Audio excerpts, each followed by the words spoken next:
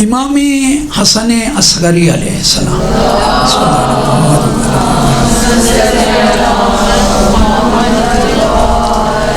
آپ کے پاس ایک شخص آیا، تحفہ لے کے آیا آپ کے لیے، آپ نے اس کا ہدیہ قبول کیا۔ جب ہدیہ قبول کیا تو ائمہ کا تو طریقہ کار یہ ہے نا، اب جواب جو دیں گے اس سے بہتر ہوگا۔ کہا کہ یہ بتاؤ، میں نے تو تمہارا تحفہ قبول کیا، اب تم یہ بتاؤ اس کے مقابل تمہیں میں اس کے 10,000 برابر تحفہ دوں، 10,000 درہم دوں، یا علم کا باب تمہیں عطا کروں، یعنی تمہیں علم دوں، تعلیم دوں،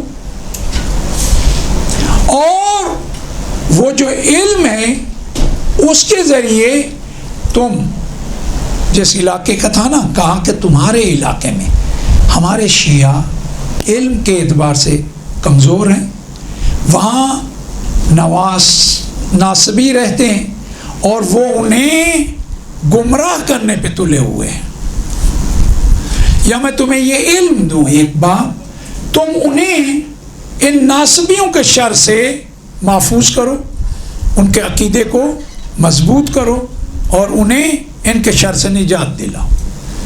اس نے کہا مولا مجھے فقط اتنا بتائیں کہ آیا جو مجھے ایک باب علم کا آپ عطا کریں گے یہ 10,000 درہم سے زیادہ ہوگا یا اس کے برابر ہوگا؟ مولا نے دیکھ کے مسکرا کے کہا کہ اس سے نہیں، اس دنیا میں جتنا ہے اس سے 10,000 برابر ہوگا۔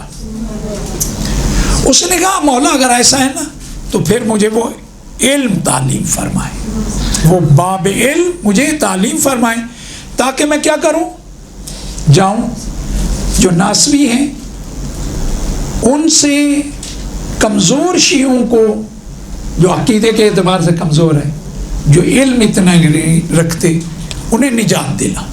مولا نے تعلیم دی، وہ اپنے علاقے گیا، اور مولا نے پہلے کہا تھا کہ تمہیں ان پہ فتح و کامرانی حاصل ہوگی جو ہم تمہیں سکھائیں گے۔ وہ گیا اپنے علاقے و منطقے میں، ویسا ہی ہوا۔ جب مولا نے تعلیم دے دی اور خاص اسی لیے دی، وہ گیا تو انہیں کیا کیا، شکست دی۔ شیعہ نے، حیدر کرار نے دیکھا کہ ہمارے عقیدے جیسا کوئی عقیدہ نہیں ہے، ہمارے عالم دین نے انہیں لاجواب کر دیا ہے، ان کا عقیدہ مزید مستحکم ہو گیا، اور یہ اپنے کام کو انجام دیتا رہا۔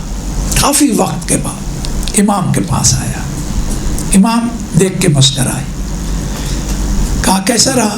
کہا مولا اب اپنے جتنے بھی مومنین ہیں، جتنے آپ کے چاہنے والے، وہ عقیدے میں بہت مضبوط ہیں، وہ بات اگر کرنا بھی چاہیں تو اب میں نہیں، یہ شیعہ انہیں ڈھیر کر دیتے ہیں علمی اعتبار سے۔ تو لیکن مولا میرا اجر و ثواب، مولا نے کہا سنو، اب مولا نے 10,000 درہم بھی دیے، کہا یہ بھی تمہارے، اور اس کے علاوہ تمہیں معلوم ہے تمہیں کیا عطا ہوا ہے؟ اس نے مولا فرمائے، کہا سب سے پہلا درجہ جو ہے تمہارا، رب العزت کی دوستی تمہیں عطا ہوئی ہے، اللہ کی دوستی تمہیں عطا ہوگی۔ کس کی؟ رب العزت کی دوستی۔ ہمیں حکم ہے دوست کا خیال رکھو، تو خالق جو حکم دینے والا ہے وہ کتنا خیال رکھے گا؟ کہا دوسرے درجے میں ہمارے جد رسول اللہ کی دوستی تمہیں عطا ہوئی ہے، اب وہ تمہیں دوست رکھتے ہیں۔ دیکھیں ایک وقت ہے ہم اہل بیت کو دوست رکھیں، ایک وقت ہے اہل بیت ہمیں دوست رکھے۔ کامیابی اصل وہی ہے کہ وہ ہمیں دوست رکھے۔ ہماری تو مجبوری ہے، ہمارے پاس تو چارہ ہی نہیں ہے کہ ان سے دوستی کریں، لیکن وہ ہمیں دوست رکھیں، اس سے بڑھ کے شرف نہیں ہو سکتا۔ کہا دوسرے درجے پہ ہمارے جد رسول اللہ کی دوستی تمہیں عطا ہو گئی ہے، تیسرے درجے میں ہم اہل بیت کی دوستی تمہیں عطا ہو گئی ہے، چوتھا درجہ تمہارا یہ ہے ملائکہ کی دوستی اللہ رب العزت نے تمہیں عطا کر دی ہے. 5ویں منزلت یہ ہے، درجہ تمہارا یہ ہے کہ اللہ رب العزت نے تمام مومنین پہ تمہاری دوستی کو فرض کر دیا ہے، ان کی دوستی تمہیں عطا کر دی ہے. اور اس کے بعد کہا تمہیں معلوم ہے اللہ پاک نے تمہیں کتنا عطا کیا ہے؟ کہا کتنا عطا ہونے والا ہے؟ کہا روز قیامت. یہ دنیا و ما فیہا، اس دنیا میں جتنا ہے اور اس دنیا میں جتنے مومن اور کفار ہیں ان کی تعداد جتنا بھی ہے، ان انسانوں کی کتنی تعداد ہوگی؟ کہا اس کے 1000 برابر. فرض کریں اگر یہ 10 خراب ہیں تو اس کو بھی 1000 سے کیا کریں؟ ملٹیپلائی کر دیں. کہا اللہ رب العزت روز قیامت تمہیں یہ عطا کرنے والا ہے.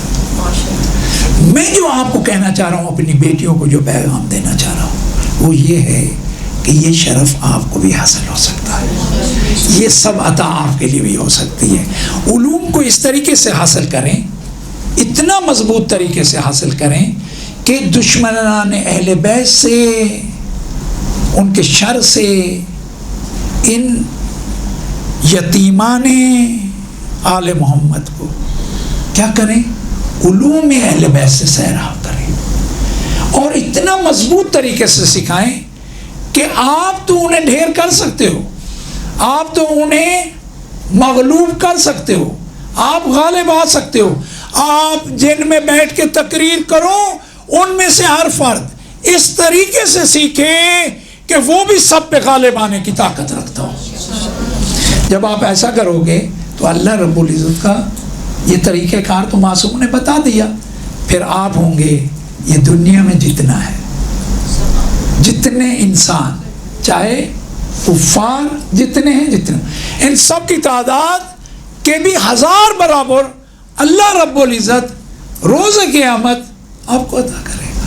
تو بہترین راہ آپ نے انتخاب کی ہے اور اس بہترین راہ کا نتیجہ بھی اتنا اچھا ہے کہ آپ سوچ نہیں سکتے.